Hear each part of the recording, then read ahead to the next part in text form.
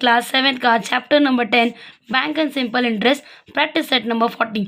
देखो practice set number 40 शुरू करने से पहले हम क्या करेंगे, थोड़ा सा इसके बारे में बेसिक देख लेंगे सिर्फ 2 मिनट में। ओके, सबसे पहले आप ये समझो कि इसमें कुछ कुछ बेसिक टर्म है जो आपको पता होनी चाहिए, दैट इज प्रिंसिपल।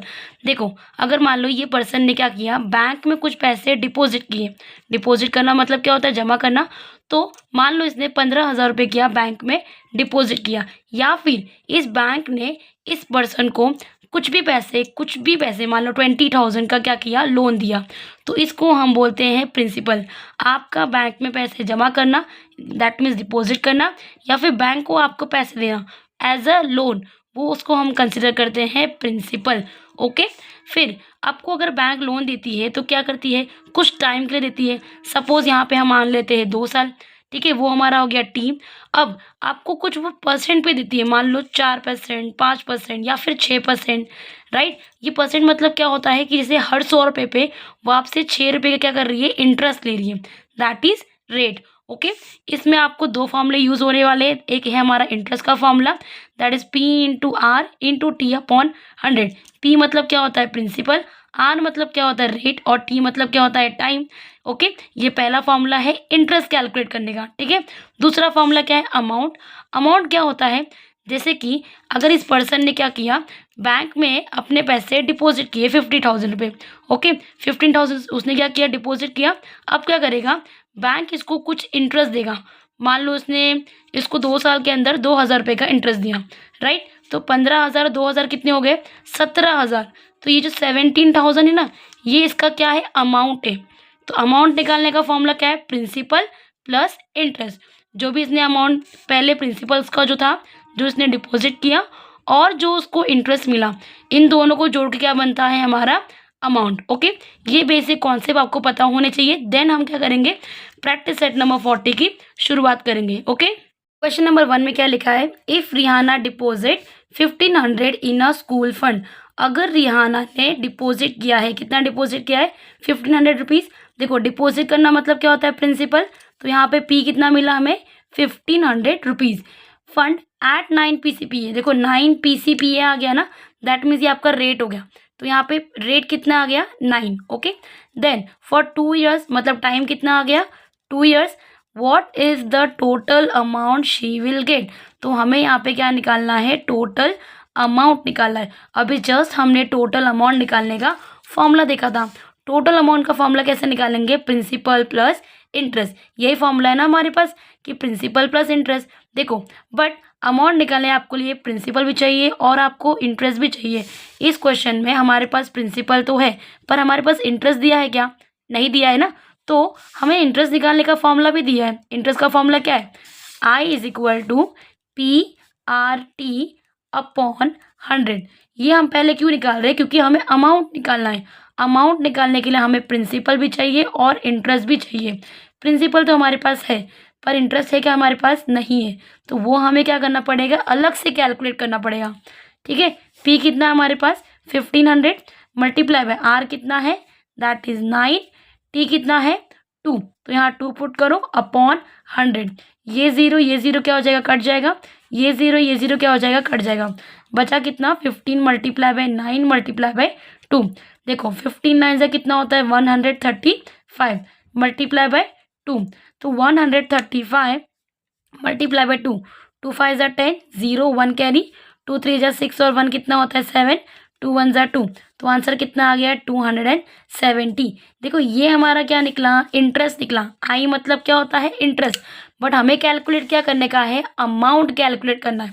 तो ठीक है, कैलकुलेट करते हैं। यहाँ पे अमाउंट का फॉर्मूला क्या है, यहाँ पे amount is equal to principal plus interest, right. यही फॉर्मूला है ना हमारे पास। तो यहाँ पे प्रिंसिपल कितना दिया हुआ है, प्रिंसिपल तो हमें पता है, प्रिंसिपल कितना है, 1,500। तो यहाँ लिखो 1,500 प्लस इंटरेस्ट कितना है, 270।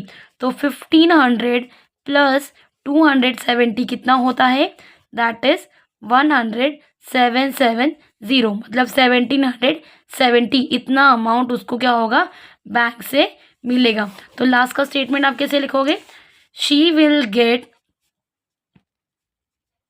1,770 rupees from the school fund, right. उसको स्कूल के फंड से कितना मिलेगा, 170 रुपीज़। ओके, नंबर 2 देखो, जेठालाल टू का हाउसिंग लोन ऑफ 2,50,000 रुपीज़। देखो मैंने आपको पहले बताया था प्रिंसिपल क्या होता है, जो पैसे बैंक में डिपॉजिट करना या फिर बैंक आपको जो लोन देती है उसको हम लोग बोलते हैं प्रिंसिपल। तो जेठालाल ने क्या किया, हाउसिंग लोन लिया फ्रॉम अ बैंक। कितना लोन लिया, 2,50,000 का। तो ये भी आपका क्या होता है, प्रिंसिपल। ओके, जो बैंक आपको लोन देती है वो भी हम क्या बोलते हैं उसको, प्रिंसिपल। एट 10 PCPA, रेट कितना है यहाँ पे, 10 PCPA फॉर 5 ईयर्स। कितने साल का टाइम है यहाँ पे, 5 साल का। अब क्या बोला है, what is the yearly interest he must pay, मतलब उसका ईयरली इंटरेस्ट निकालो। ईयरली इंटरेस्ट मतलब क्या होता है, साल भर का इंटरेस्ट।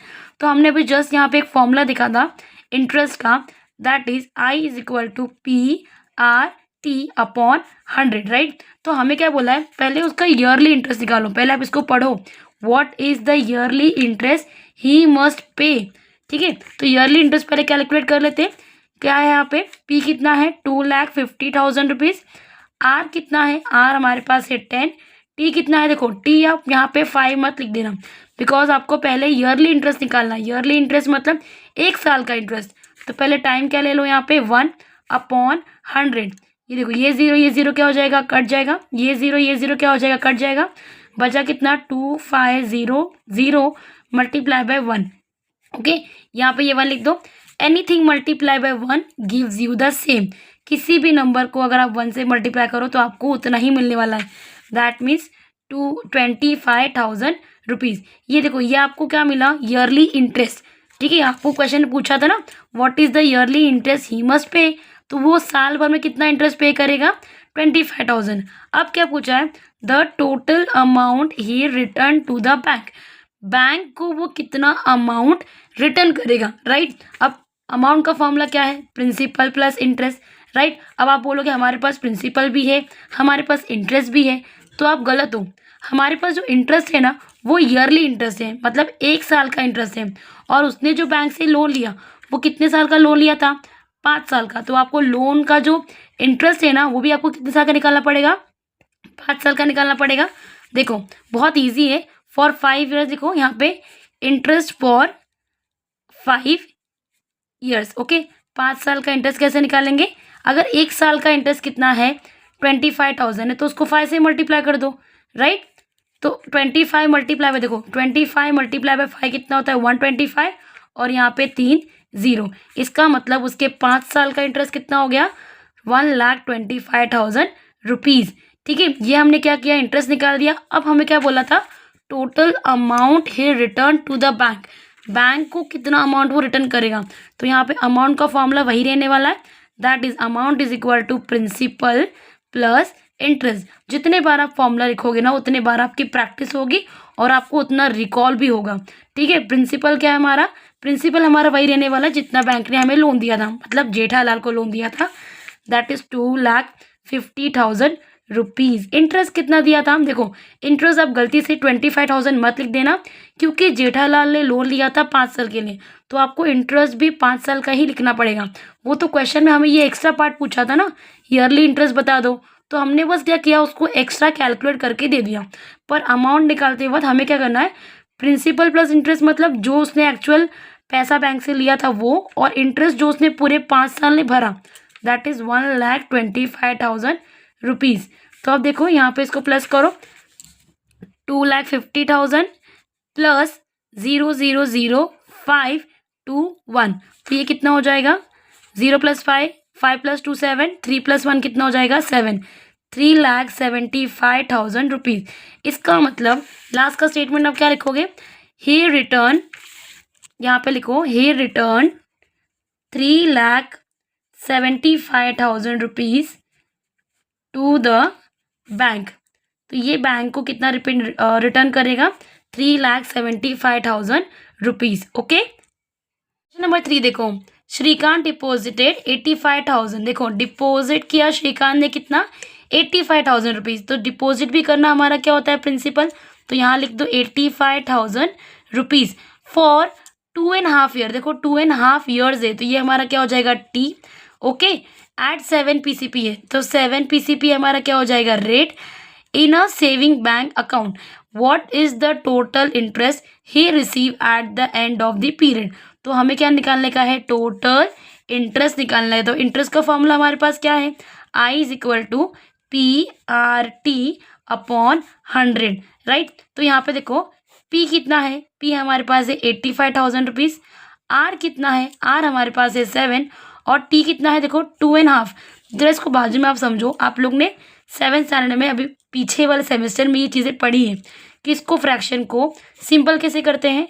ये जो 2 है यहाँ पे रखते हैं, ये नंबर इससे मल्टीप्लाई करेगा, मतलब 2 मल्टीप्लाई बाय 2, और इसके साथ क्या करेगा +1, ठीक है। तो 2 2 जा कितना हो जाएगा 4, 4 + 1 कितना हो जाएगा 5, दैट इज 5/2। तो यहाँ लिख दो 5/2 डिवाइड बाई 100, ओके, ये वाला 100, ओके। ये ज़ीरो कट गया, ये ज़ीरो क्या हो गया, कट गया।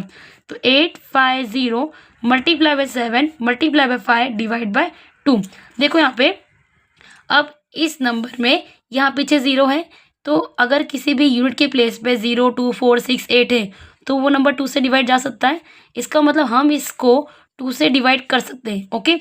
2 से डिवाइड करो तो कितना हो जाएगा, 2 4 ज़ा 8, 2 2 ज़ा 4, 2 5 ज़ा 10। तो आंसर कितना आया डिवाइड करके 4 2 5। देखो इसको डिवाइड करके कितना आया 4 2 5 मल्टीप्लाई बाय 7 मल्टीप्लाई 5 ऐसे बचा हुआ है, ओके। तो पहले इसे मल्टीप्लाई करेंगे, 4 2 5 को मल्टीप्लाई बाय 7 करो, 7 5 से कितना हो जाता है 35, 7 2 ज़ा 14 +3 कितना हो जाएगा 17, 1 कैरी, 7 4 ज़ा 28 और 1 कितना होता है 29, 2975। लास्ट में क्या है मल्टीप्लाई बाय 5, तो 2975 को मल्टीप्लाई बाय 5 करो, 5 5 ज़ा कितना होता है 25, 5 यहाँ पे 2 कैरी, 5 7 ज़ा 35 + 2 कितना होता है 37, 5 9 ज़ा 45 + 3 कितना होता है 48, 5 2 ज़ा 10 और 4 कितना होता है 14। तो 14875, इसका मतलब यहाँ पे आंसर कितना है 14,875। इतना क्या होगा इसका इंटरेस्ट। अब लास्ट का लाइन आपको यहाँ पे मेंशन करना पड़ेगा ना, क्या बोला है, what is the total interest he receive at the end of the period. तो यहाँ लिखो he receive 14,875 rupees of total interest, okay, हो गया। प्रैक्टिस सेट के पार्ट 1 के लेक्चर में हम क्या करने वाले, सिर्फ क्वेश्चन नंबर 1 2 एंड 3 सॉल्व करने वाले। क्वेश्चन नंबर 4 एंड 5 को हम क्या करेंगे, पार्ट 2 के वीडियो में सॉल्व करेंगे। अगर आपको ये वीडियो पसंद आया होगा तो वीडियो को लाइक करना और चैनल को सब्सक्राइब करना। Thanks for watching.